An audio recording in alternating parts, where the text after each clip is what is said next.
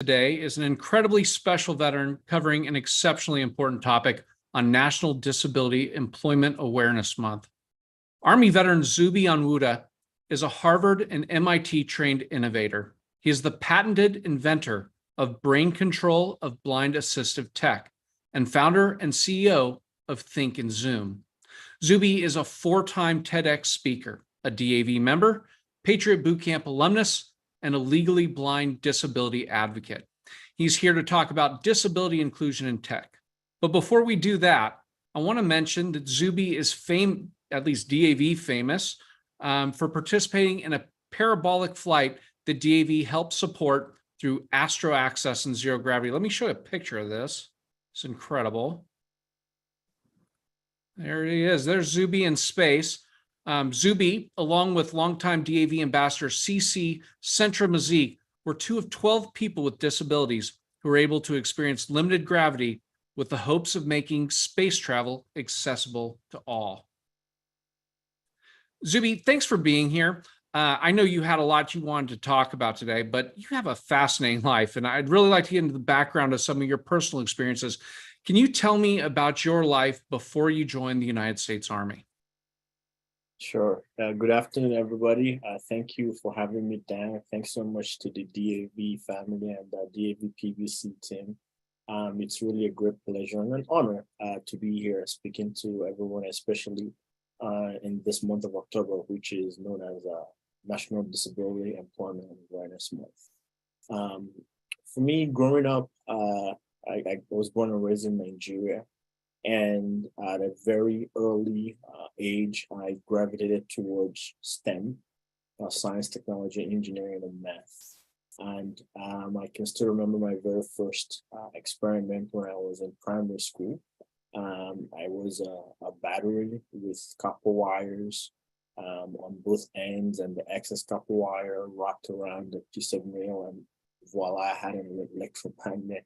I still remember it like it was yesterday. So growing up, I really, really loved anything that had to do with science and technology. I watched Space in 1999, all of the Back to the Future, the Terminator, the robots, the AI. So that was really my life. I was raised to be disciplined and always studying and reading my books. And so as a result, I was fortunate to always be, one of the top students in the class. So growing up, I would say it was characterized by just being a lover of anything science and technology, and a lover of continuous improvement and problem solving.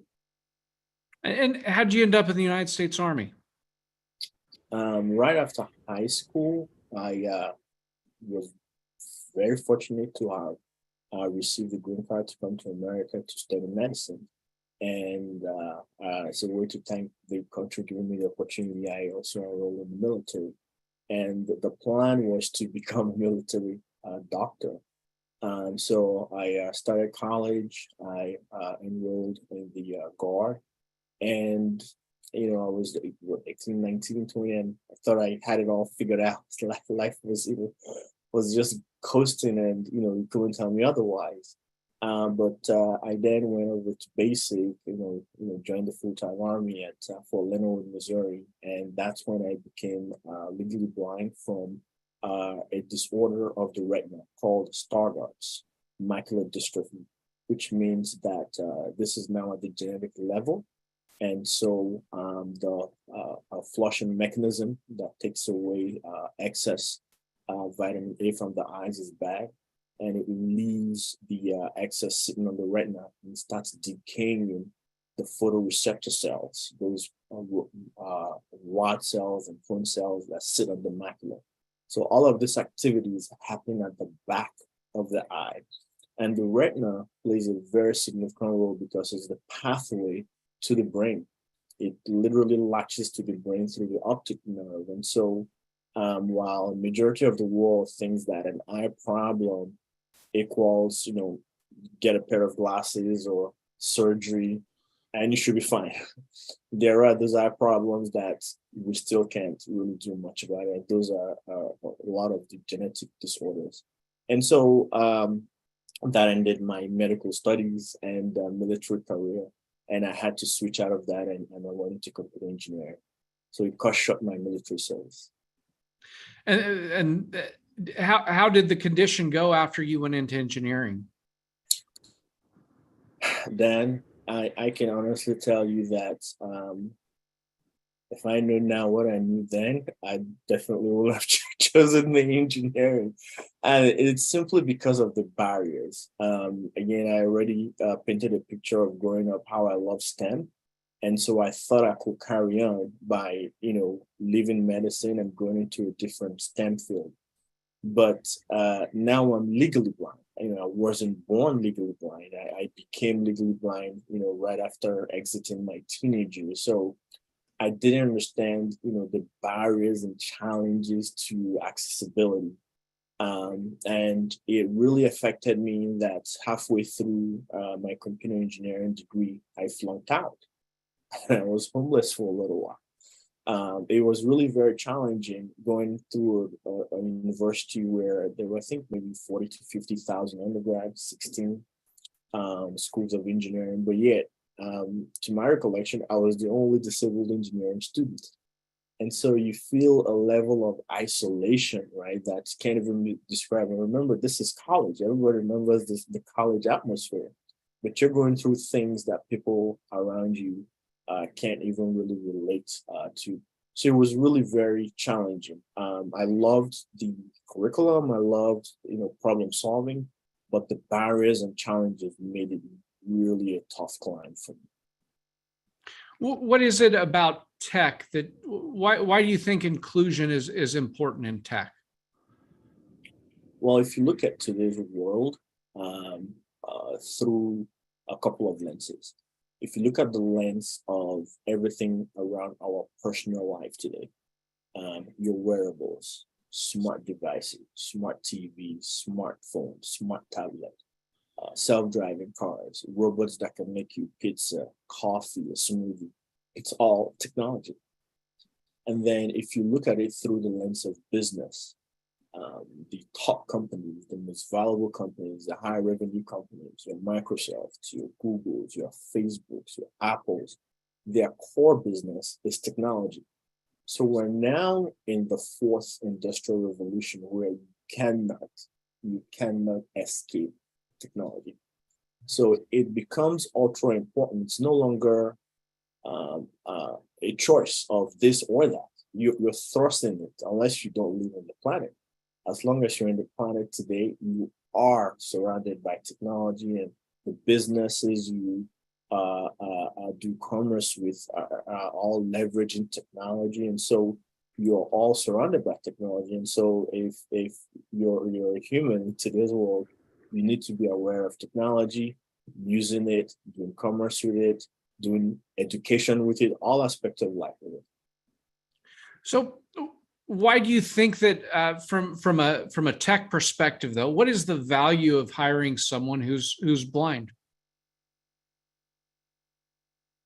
I think there's a lady, she's about 21, from London, and she's captured this very well. She says, being blind, I see the world differently from others, from the way other people view the world. And so hiring somebody who is blind just brings that different perspective. Another example I can give is, I think during my second TEDx talk, I talked about, certain innovators who are disabled. And I talked about what if disabled people actually built society? What if a blind person built a car that runs on the road? Well, because they can't see, there will be no need for a windshield or a back mirror, right? Anything to see through. However, they're going to make sure that car is going to safely take you from point A to point B. That's all they're going to concentrate on, right? And so perhaps we should get blind people into self-driving, automated vehicles, right? And so simply because somebody is blind doesn't mean that they are not able to contribute. It is true that they don't have sight, SIGHT, but society shouldn't look at that one aspect of life and disregard everything else that the person can contribute to. One of the IBM fellows today, a fellow means someone that has achieved the highest technology rank in IBM, and there are only about 60 to 70 fellows. She's blind. Her name is Chieko Asakawa. If you look up all of her patents and technological achievements, it's mind blowing. But again, that's a scenario where the company looked at her for what she can contribute, and they didn't look at her as someone who doesn't have sight. That's awesome. And you've been able to overcome a lot of obstacles in your life. Can you tell me about your invention? That invention was born purely out of necessity. Before I went into the military, I went to the DMV and I got my driver's license. I went through, the routine, the eye screening test, and in a few seconds, I read the A513, whatever it was they put in front of me. And then when I became legally blind and left the military and now had to renew my driver's license, I went back to the same DMV. And this time around, it was night and day experience. I spent 5 minutes there. Tears were flowing through my eyes. But this time around, it was as if someone injected some kind of cloud between my naked eye and what I was trying to read. It was there, but yet I couldn't make it out. And it really twisted my brain. I can never forget that was back in the late 90s. I can still vividly remember that feeling because wait a minute, I just did this just a couple of years earlier. What is happening?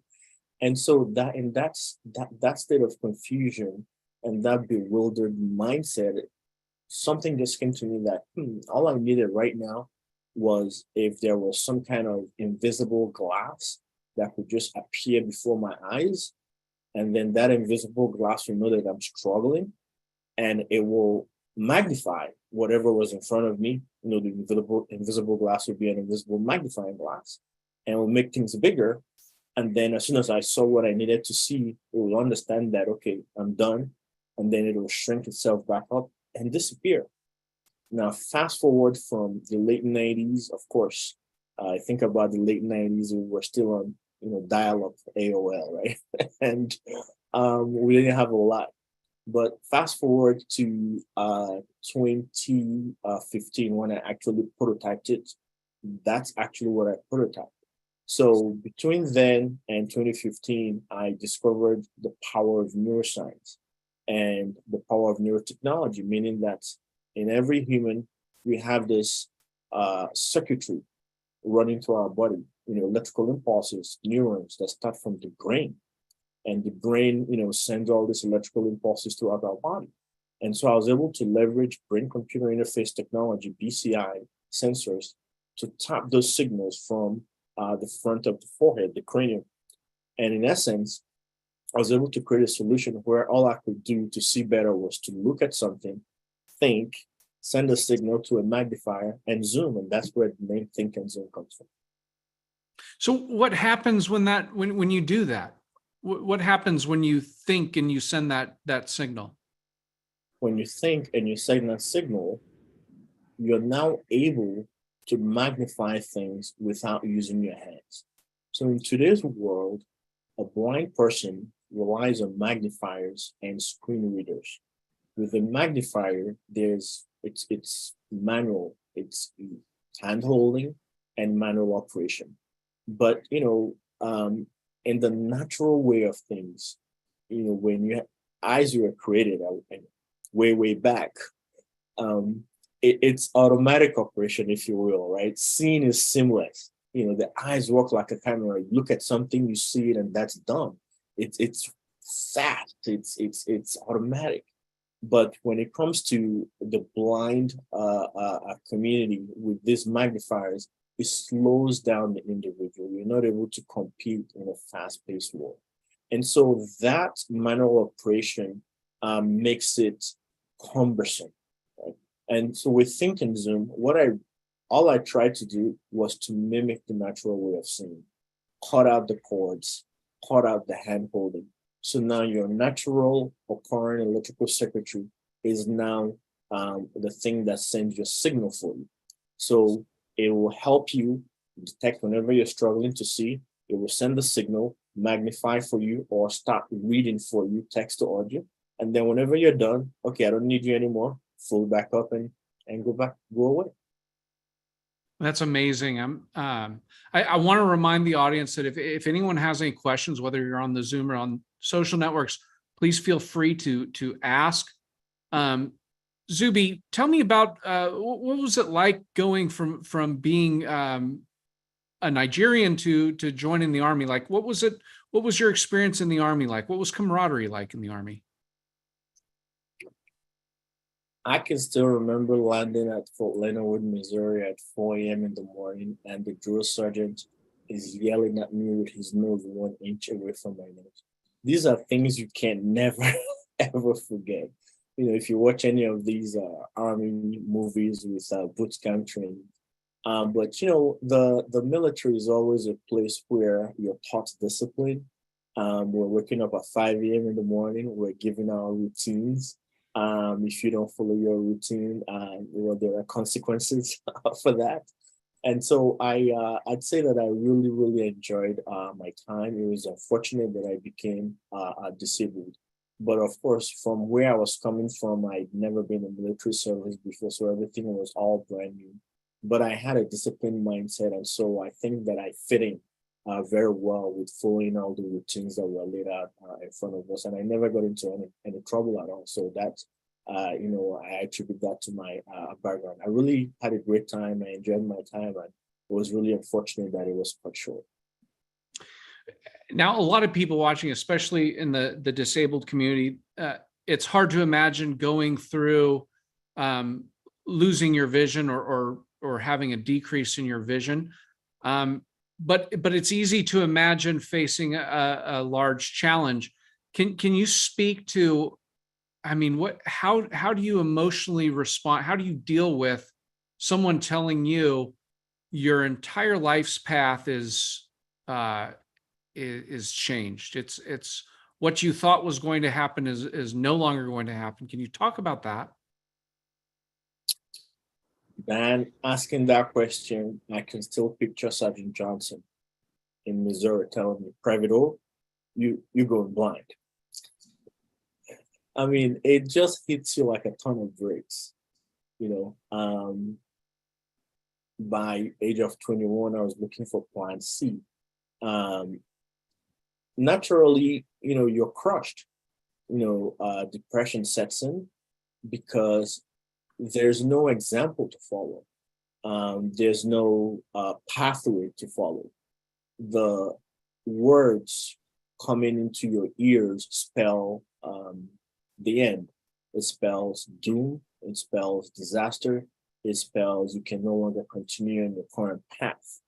And so I'm really very grateful to the people around me, my family that really provided me with a lot of support and encouraged me and mentored me and kept telling me to keep pushing, to be able to now overcome, you know, those human emotions that you just can't escape, to be able to now think through to find another path to keep going on. But I can tell you that honestly, when that happens, you're not prepared for it. You know, there are no fire drills for that. It's something that really gets you into a bewildered state of mind. It takes some time to think through it and get yourself back on track. That's fantastic. Now, talking about inclusion in tech, so do you think that you're the example you show where you've been able to, you know, break through in spite of the barriers? Is that something that you would bring as an employee to a team? Well, then not just myself, but other blind and other disabled people, you know, around the world. There's a platform called Future of Disability that I run, Future of Disability Global. And these are some of the people that I feature. For example, Joshua Mealy. Joshua, I think at the age of 4, unfortunately, some sort of acid attack, but something left him blind. But if you look at Joshua's achievements today, Joshua is a leading researcher at the Amazon Research Lab and has come up with so many different inventions. I think one of his creations is about making YouTube videos accessible. But as a result of all of his remarkable work, he was awarded the MacArthur Genius Award. Let me repeat that. Joshua Milley, an individual who is blind, was awarded the MacArthur Genius Award. Now, Dan, wouldn't you want to hire somebody like that into your company? I think we'd find a place for him. We actually have a question from the Zoom audience. Jeff Kirkpatrick, if you'd like to come on and ask yourself.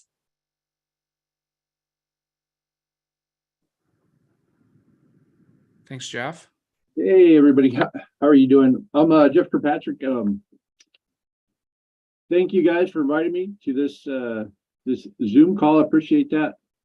Zuby, you display the warrior spirit, man. You went out there and took charge and you're making things happen, and that's really awesome. I appreciate that. But some of the stuff you're talking about is pretty cool. And we kind of do a little bit of, we just starting out, we do robotics kind of projects and data science, that kind of thing. But in the field of robotics, vision is huge. And some of the things that you're talking about, it could be very beneficial. I feel like in the field of robotics. How do you feel about that? Good afternoon, Jeff, and thanks so much for joining us today. Thanks for your words. In the field of robotics, there's computer vision, which is the eye of the camera.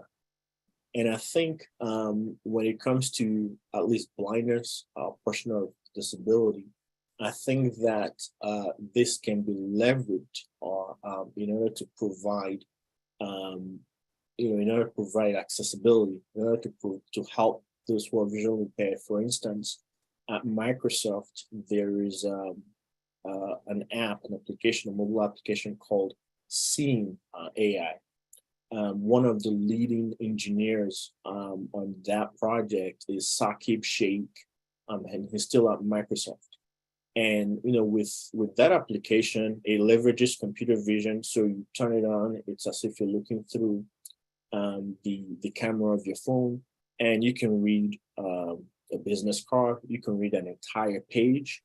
You can distinguish different colors. You can look at currency, tells you different notes.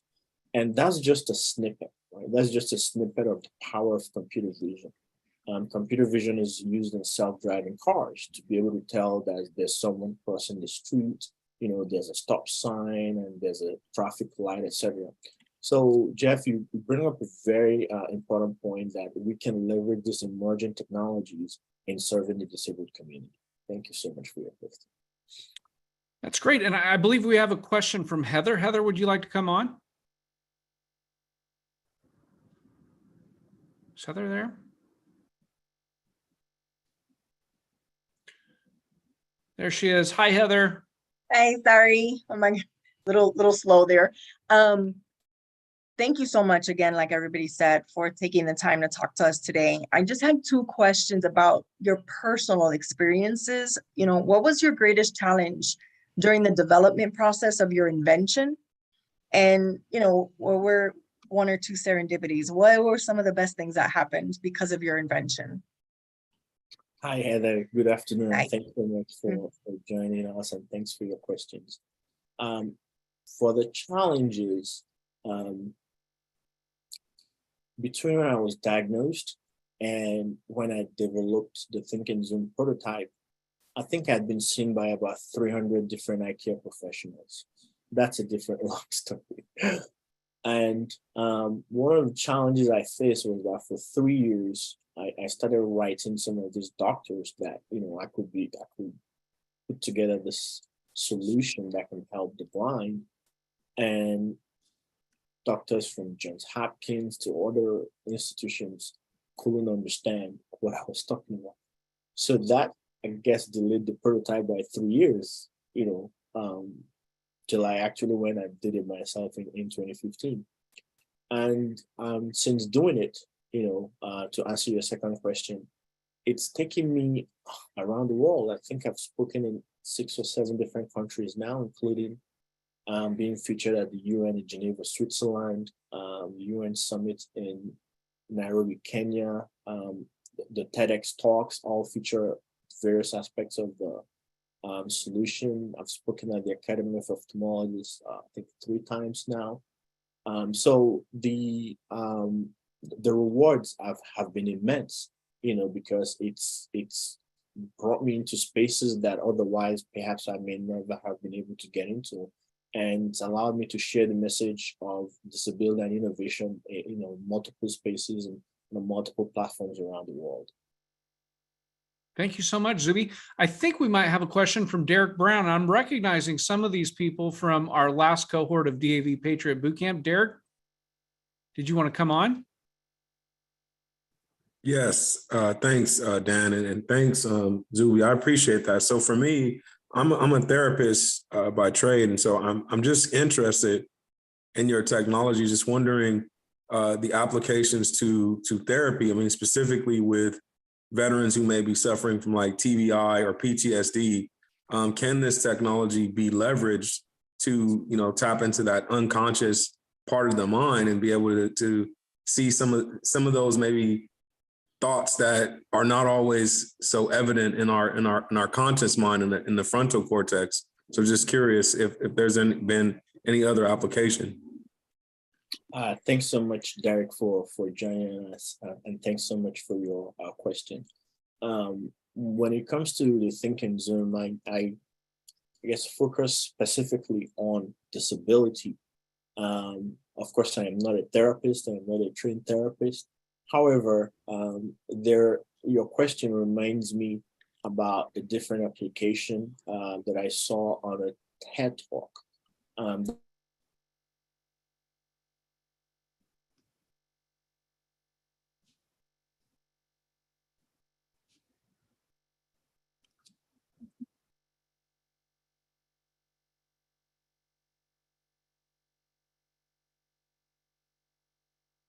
I think that Zuby, I think we've lost Zuby for just a second here. Hopefully we can get him back real quick. Zuby's doing a great job for us. I know that we've had a few different questions. Really appreciate it. I do want to talk while we try and get Zuby back. I do want to mention thank you to the folks. Heather was one of them who attended our first DAV, new to DAV Patriot Bootcamp cohort. Patriot Bootcamp, of course, has been going for 10 years now, but it was the first one that was done as a DAV program. We had 46 participants out here, and they did just a fantastic job. If you're interested in DAV Patriot Bootcamp, please sign up for our newsletters at patriotbootcamp.org. You can go to that site, patriotbootcamp.org, and log in, and we'll keep you notified. We have programs coming up this coming spring, May, and going into October next year. So we're going to have more on that. From Patriot Bootcamp, one of the things we had, which we have at most events, is a pitch contest. And the pitch contest was fantastic. We had 10 or 15 of the participants engaged in that out of 46 members. And I want to tell everyone to stay tuned for a Shark Tank event, that DAV Shark Tank, that we're going to have in a few weeks. I'm not sure if we're going to get Zuby back. Do you know? Michael can help me with that. And if we're not, I just want to thank him for all he did, all he stepped forward with. And if we get a chance, we'll have Zuby come on back. But for now, I think it's better we just sign off. Thank you, everyone, for tuning in. And welcome to DAV Caffeine Connect. We'll stay in touch. Thanks, guys. Bye-bye.